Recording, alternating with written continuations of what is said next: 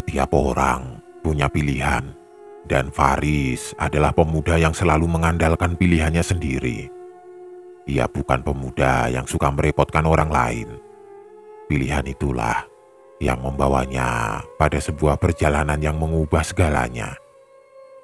Malam itu motornya mogok dalam perjalanan pulang dari desa tetangga. Meskipun temannya, Joko, menawarkan diri untuk mengantar, Faris menolak dengan halus. Ia tahu ibu Joko sedang sakit dan ia tidak ingin menambah beban. Ia memutuskan untuk pulang dengan berjalan kaki menempuh jalan yang sudah ia hafal di luar kepala. Namun, ia tidak menyadari bahwa malam itu jalannya akan dihiasi oleh kehadiran tidak kasat mata. Keputusannya untuk menolak tawaran Joko bukanlah sebuah kesalahan, melainkan sebuah takdir yang membawanya pada perjumpaan yang mengerikan. Faris berpikir, ia sedang menolong orang, padahal ia sedang menolong dirinya sendiri dari teror yang sudah lama menunggu. Malam itu, Faris memulai perjalanan pulangnya dengan perasaan yang campur aduk. Jam sudah menunjukkan pukul 9 malam, dan motornya terpaksa ia titipkan di rumah temannya, Joko. Jalan setapak yang biasa ia lewati saat siang hari kini terasa lebih panjang dan gelap. Lampu-lampu rumah penduduk sudah padam, dan hanya cahaya rembulan yang samar-samar menerangi jalannya, menciptakan bayangan aneh di sekelilingnya. Dengan perasaan yang agak takut, ia memberanikan diri melangkah maju. Paling cuma sebentar, gumam Faris, mencoba menenangkan dirinya sendiri. Paling 15-20 menit juga sampai di rumah. Ia berjalan cepat. Langkahnya tergesa-gesa, berharap ada lalu lintas yang lalu lalang, entah motor atau mobil yang bisa membuatnya merasa lebih tenang. Ia menatap ke depan, lalu sesekali menoleh ke belakang berharap ada cahaya lampu kendaraan yang muncul. Namun harapan tinggal harapan. Tidak ada satupun kendaraan yang lewat. Hanya ada suara jangkrik yang nyaring dan gemerisik daun yang diterpa angin malam, menambah keheningan dan kengerian di jalanan itu. Setelah separuh perjalanan, saat Faris mulai merasa putus asa dan lelah, tiba-tiba sebuah cahaya terang muncul dari arah jembatan yang baru saja ia lewati. Itu adalah cahaya lampu depan sebuah mobil pickup. Jantung Faris berdebar kencang. Namun kali ini bukan karena takut, melainkan karena rasa lega yang luar biasa. Akhirnya ada teman seperjalanan. Mobil pickup itu melaju pelan lalu berhenti tepat di depannya. Faris mendekat dan ia melihat dua orang di dalam kabin. Seorang sopir parubaya dengan wajah ramah dan seorang wanita muda yang duduk di sebelahnya. Keduanya tersenyum kepadanya, seolah mengerti kesulitan yang ia alami. Alhamdulillah, bisik Faris dalam hati, merasa bersyukur atas pertolongan yang datang di waktu yang tepat. Faris merasa sangat lega saat mobil pickup itu berhenti di depannya, mengikis habis rasa takut yang sempat ia rasakan. Ia menatap sopir dan wanita di sebelahnya, merasa bersyukur atas kebaikan yang tidak terduga di tengah malam yang sunyi. "Mau kemana, nak?" tanya si sopir. Suaranya ramah dan menenangkan. Ia memiliki senyum hangat di wajahnya yang sedikit keriput. "Saya mau pulang, Pak. Ke desa sebelah," jawab Faris, menunjuk ke arah jalan yang ia tuju. Sopir itu mengangguk, lalu menatap wanita di sebelahnya. Wanita itu juga tersenyum. "Ya sudah, ayo naik, kita satu arah kok," ajaknya dengan ramah. "Jalan kaki malam-malam begini bahaya." Tanpa pikir panjang, Faris segera naik ke bak belakang mobil pickup. Ia duduk di sana bersandar pada kabin, merasa nyaman dan aman. Mobil pun melaju dengan pelan, membelah malam yang sunyi. Faris menghela nafas lega bersyukur ia tidak perlu berjalan kaki lagi. Namun, setelah beberapa lama, Faris mulai merasa ada yang aneh. Jalan yang mereka lalui terasa asing.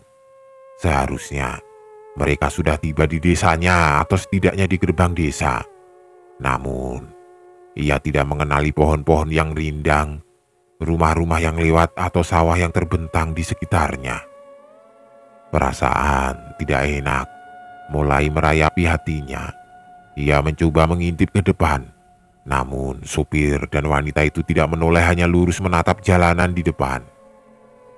Tiba-tiba mobil pickup itu berhenti di sebuah perempatan jalan yang gelap dan asing.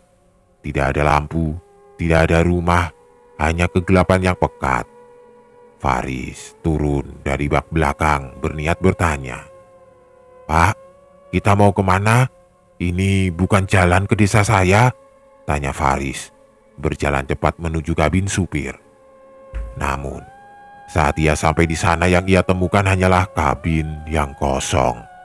Tidak ada sopir, tidak ada wanita, hanya jok kosong, setir yang membisu, dan pintu yang tertutup rapat. Jantung Faris berdegup kencang, menampar-nampar dadanya seolah ingin keluar. Faris mematung, menatap kabin mobil pickup yang kosong seolah tidak percaya pada apa yang dilihatnya. Jantungnya terasa berhenti berdetak, dan darahnya seolah membeku. Ia berbalik, menatap mobil itu dari depan hingga belakang. Mobil itu tampak tua, berkarat di sana-sini, dan tidak ada tanda-tanda kehadiran manusia. Tidak mungkin ia salah melihat. Sopir dan wanita itu tadi ada di sana, di depan, tersenyum ramah padanya. Tidak mungkin, ini tidak mungkin, bisik Faris. Ketakutan mencengkram seluruh tubuhnya. Ia tidak bisa lagi memikirkan hal logis. Ia hanya tahu ia harus lari sejauh mungkin dari mobil dan tempat ini. Ia pun mulai berlari, meninggalkan mobil itu di tengah perempatan jalan yang gelap dan asing. Ia berlari sekuat tenaga, tidak peduli kemana arahnya, yang penting lari dari kenyataan yang mengerikan ini. Di tengah jalan yang gelap, saat ia menoleh ke depan, ia melihat sesuatu yang membuatnya berhenti secara tiba-tiba. Di depannya, di tengah jalan, berdiri sosok sopir dan wanita itu. Wajah mereka kini terlihat pucat pasi, dengan darah kental mengalir dari mata dan mulut mereka, menodai pakaian mereka yang lusuh. Mata mereka kosong, hitam legam, dan di bibir mereka tersungging senyum yang mengerikan dan tidak wajar. Faris terbelalak, ingin berteriak sekeras-kerasnya, namun suaranya tercekat di tenggorokan. Ia mencoba berbalik, lari ke arah lain, namun ia mendengar suara tawa melengking yang sangat keras di belakangnya.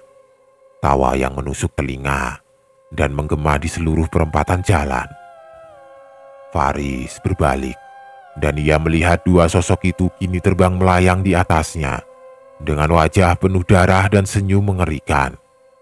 Mereka tidak lagi berdiri di tanah, melainkan melayang di udara, mengitarinya dengan gerakan lambat seolah ingin bermain-main dengan ketakutannya yang sudah di puncak. Tawa melengking yang menusuk telinga kembali terdengar, memenuhi seluruh perempatan jalan yang sunyi. "Mau kemana, nak?" tanya si supir. Suaranya kini terdengar parau dan serak, bukan lagi suara ramah yang ia dengar di awal. "Mau kemana? Kamu mau kemana?" sambung si wanita. Tawanya melengking dan mengiris telinga. "Kami akan menemanimu." Faris jatuh berlutut, menutupi wajahnya dengan kedua tangan. Air matanya mengalir dan tubuhnya bergetar tidak terkendali. Ia tidak bisa lari. Kakinya seolah tidak mampu lagi menopang tubuhnya. Ia tidak bisa melawan, ia hanya bisa pasrah menerima nasib buruk yang telah menimpanya. Tawa melengking itu semakin keras, menggema di seluruh perempatan jalan yang sunyi. Di antara suara jangkrik dan gemerisik daun, Faris tidak bisa lagi menahannya. Pandangannya mulai kabur dan ia merasakan hawa dingin yang menusuk hingga ke sumsum tulang. Hawa dingin yang bukan berasal dari udara malam. Ia pun jatuh pingsan, tidak sadarkan diri, terperangkap dalam kengerian yang tidak bisa ia jelaskan. Pagi harinya, saat sinar matahari mulai menyinari perempatan jalan yang sunyi, seorang warga yang sedang melintas menemukan Faris tergeletak tidak sadarkan diri di pinggir jalan. Wajahnya pucat pasi dan tubuhnya dipenuhi keringat dingin. Warga itu segera memanggil bantuan dari warga lainnya. Faris pun dibawa ke salah satu rumah warga dan dibaringkan di ranjang.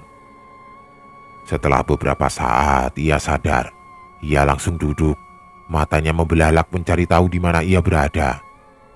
Dengan suara terbata-bata, ia menceritakan semua yang ia alami. Tentang mobil pickup yang berhenti, tumpangan yang ia dapatkan, hingga kabin kosong dan wajah penuh darah yang mengintainya. Namun, tidak ada yang mempercayainya. Mereka hanya menganggap ia terlalu takut dan berhalusinasi. "Nak, kamu cuma tersesat," kata seorang warga parubaya mengusap bahu Faris. "Daerah ini memang agak angker, banyak cerita seram. Mungkin kamu terlalu capek dan ketakutan, jadinya berhalusinasi."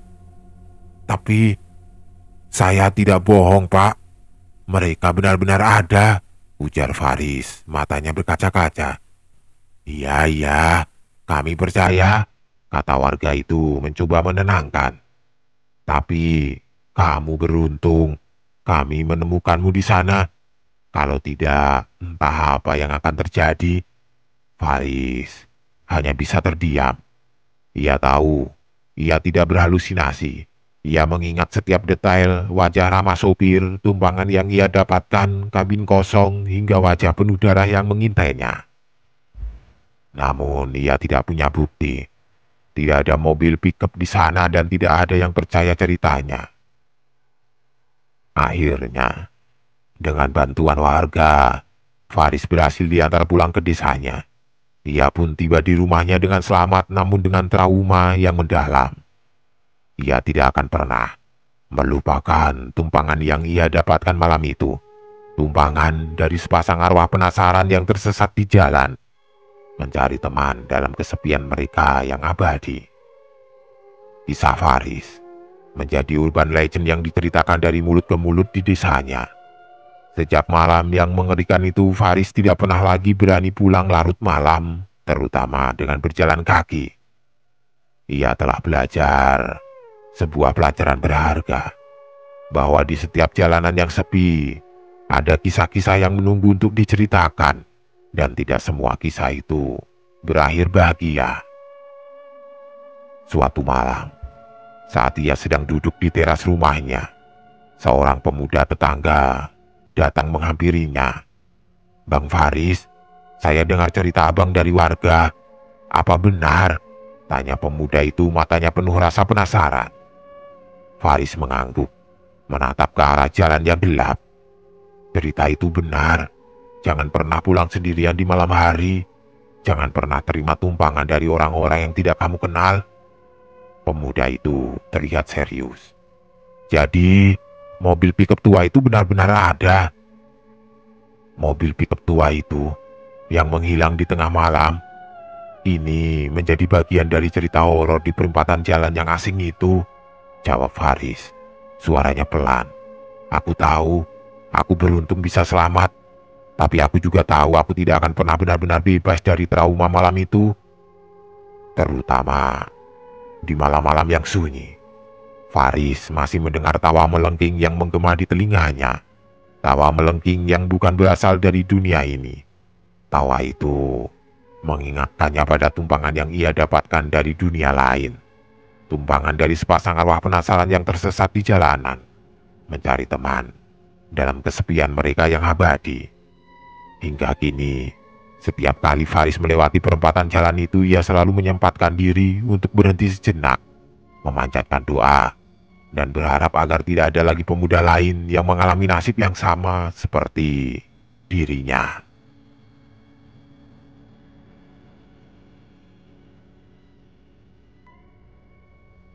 Setiap pagi, Andika memulai rutinitasnya dengan langkah guntai. Tumpukan barang elektronik yang berat di dalam tas ranselnya terasa seperti beban hidup yang tidak pernah habis. Menjadi seorang selis keliling dari rumah ke rumah bukanlah pekerjaan impiannya. Apalagi di bawah teriknya matahari dan di tengah tatapan sinis orang-orang. Hatinya seringkali dipenuhi kegalauan, lelah fisik dan batin. Namun ia tidak punya pilihan lain. Satu-satunya motivasi yang membuatnya bertahan adalah ibunya yang terbaring sakit. Biaya berobat yang tidak sedikit memaksa Andika untuk terus berjuang, mengetuk setiap pintu dan menelan setiap penolakan dengan sabar. Ia harus menghasilkan uang seberapapun kecilnya. Ia tidak punya keahlian lain. Dalam keputusasaan, ia berharap ada sebuah keajaiban yang bisa merubah nasibnya. Ia tidak menyangka keajaiban itu datang dalam bentuk sebuah rumah mewah dan membawa serta misteri yang jauh lebih mengerikan dari kesulitan hidupnya. Pagi itu, nasib Andika terasa sangat buruk. Setelah seharian berkeliling di perumahan kelas menengah yang padat penduduk, tidak ada satupun barang elektronik yang berhasil ia jual. Dari kipas angin mini portable hingga powerbank canggih, semuanya ia tawarkan dengan ramah, namun jawaban yang ia terima selalu sama dan dingin. Tidak, terima kasih. Pintu-pintu tertutup. Tatapan sinis mengiringi langkahnya dan semangatnya perlahan terkikis. Hari mulai sore dan Andika merasa sangat putus asa. Kakinya lemas, tenaganya habis dan kerongkongannya terasa kering. Ia memutuskan untuk mencoba satu perumahan lagi yang letaknya cukup jauh. Sebuah perumahan elit yang jarang ia datangi karena ia tahu penghuninya lebih sering berbelanja di mal besar. Sesampainya di sana, ia merasakan suasana yang sangat berbeda. Rumah-rumah mewah berdiri kokoh, dikelilingi pagar tinggi dan taman yang terawat indah. Udara terasa lebih sejuk dan sepi. Tidak ada suara bising atau anak-anak bermain. Di ujung jalan, ia melihat sebuah rumah mewah yang paling besar. Gerbang besi tingginya terbuka sedikit seolah mengundang. Rumah itu tampak megah, namun ada aura aneh yang terpancar darinya, seolah kosong dan sunyi, tidak ada kehidupan di dalamnya. Dengan perasaan tidak menentu, Andika memberanikan diri. Ia melangkah menuju gerbang dan mengetuknya pelan. Tok tok tok tok. Tidak ada jawaban, hanya keheningan yang mencekam. Ia mencoba mengetuk lagi lebih keras. Tok tok tok tok tok. Tiba-tiba gerbang itu terbuka sepenuhnya dengan sendirinya, seolah ada yang menariknya dari dalam. Seorang wanita parubaya dengan wajah sendu dan tatapan kosong berdiri di ambang pintu menatapnya tanpa ekspresi. Andika merasa aneh dengan tatapan itu, tapi ia mencoba tersenyum ramah dan profesional. "Maaf Bu, saya sales keliling. Apa Ibu tertarik dengan barang-barang elektronik?" tawar Andika dengan ramah sambil mengeluarkan kipas angin mini dari dalam ranselnya. "Ini kipas angin mini Bu, cocok buat di meja kerja atau di kamar tidur." Wanita itu tersenyum tipis, senyum yang tidak sampai ke matanya. "Silahkan masuk Nak, di dalam saja, di luar terlalu panas," katanya. Suaranya pelan dan serak seolah sudah lama tidak digunakan untuk bicara. Andika terkejut, namun hatinya dipenuhi secercah harapan. Ini adalah pertama kalinya ia dipersilahkan masuk ke dalam rumah. Ini mungkin rezeki untuk biaya berobat ibunya yang sangat ia butuhkan. Ia pun melangkah masuk dengan perasaan gembira, tidak menyadari bahwa ia baru saja memasuki sebuah jebakan, sebuah rumah yang akan menguji batas antara hidup dan mati. Andika melangkah masuk ke dalam rumah mewah itu, terpana oleh keindahan dan kemewahannya. Interiornya begitu megah dengan perabotan antik yang terawat sempurna dan lukisan-lukisan klasik yang menghiasi dinding. Namun, ada keanehan yang terasa di sana. Rumah itu terasa sangat dingin, bahkan lebih dingin dari udara di luar. Rumah itu juga begitu sunyi, bahkan tidak ada suara jam dinding yang berdetak. Wanita parubaya itu tersenyum tipis lalu menyuruhnya duduk di sofa bludru merah yang empuk. Andika merasa aneh, tapi ia tetap duduk. Wanita itu kemudian kembali dari dapur dan menyuguhkan secangkir teh hangat kepada Andika.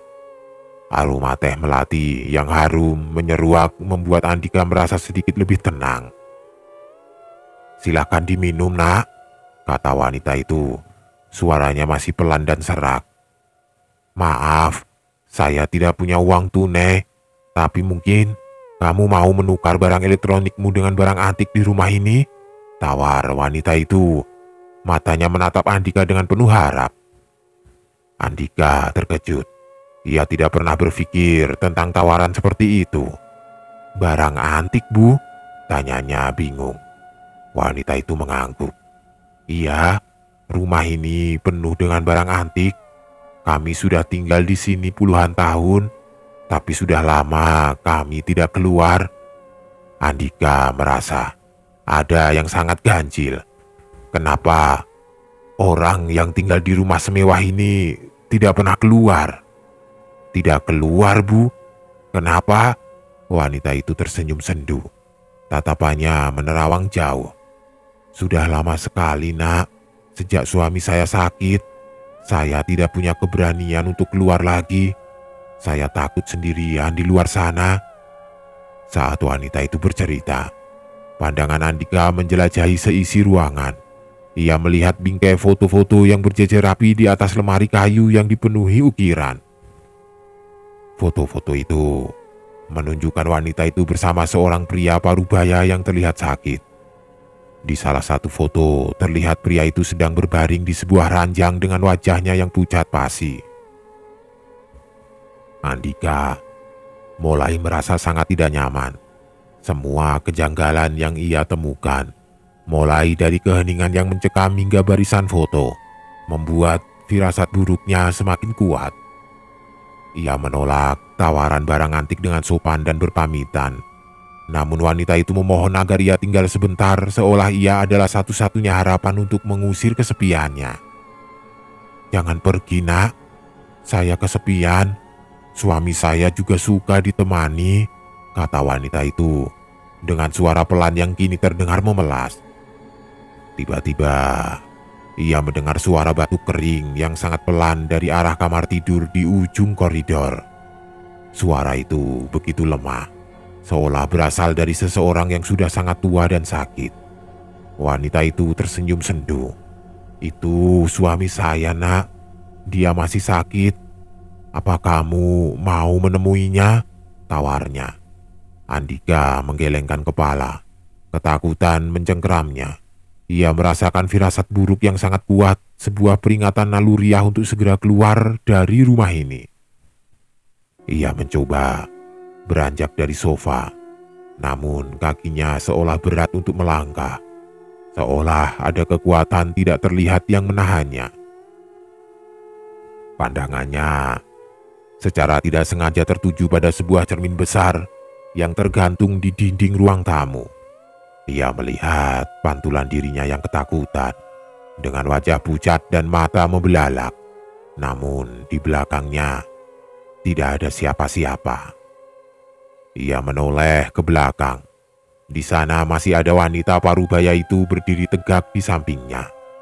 Namun di dalam cermin, pantulan wanita itu tidak ada. Cermin itu hanya menunjukkan pantulan Andika dan perabotan kosong di belakangnya. Andika terbelalak, jantungnya berdebar kencang. Ia menatap cermin, lalu menatap wanita itu berulang kali mencoba mencari penjelasan logis, namun tidak ada. "Kenapa, Nak?" tanya wanita itu. Suaranya terdengar dingin.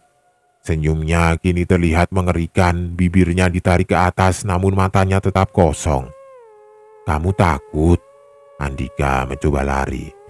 Namun Ia merasakan sebuah tangan dingin memegang erat bahunya dari belakang. Tangan itu terasa seperti es menembus kulit dan ototnya hingga ke tulang. Ia berbalik, dan ia melihat sosok pria parubaya yang ada di foto berdiri di samping wanita itu dengan wajah pucat, mata cekung, dan bibir kebiruan. Pria itu menatapnya, lalu berbisik dengan suara parau yang sama dengan batuk yang ia dengar sebelumnya. "Sudah lama kami tidak kedatangan tamu." Andika tidak pernah berhasil keluar dari rumah mewah itu. Teriakan dan permohonan ampunnya terkubur dalam keheningan yang mencekam. Tumpukan koran-koran lama di depan gerbang rumah yang sudah menguning dan membusuk menjadi saksi bisu bahwa rumah itu sudah lama kosong dan tidak berpenghuni. Cerita tentang rumah mewah di perumahan elit itu kini menjadi urban legend yang diceritakan dari mulut ke mulut di kalangan warga. Mereka bilang rumah itu sudah 3 tahun lebih kosong setelah pemiliknya, sepasang suami istri parubaya, meninggal karena sakit.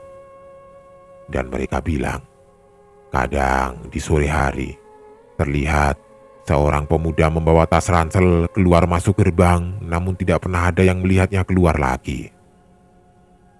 "Kasihan sekali pemuda itu, dia pasti sales keliling yang malang," bisik seorang tetangga suatu sore menunjuk ke arah rumah itu.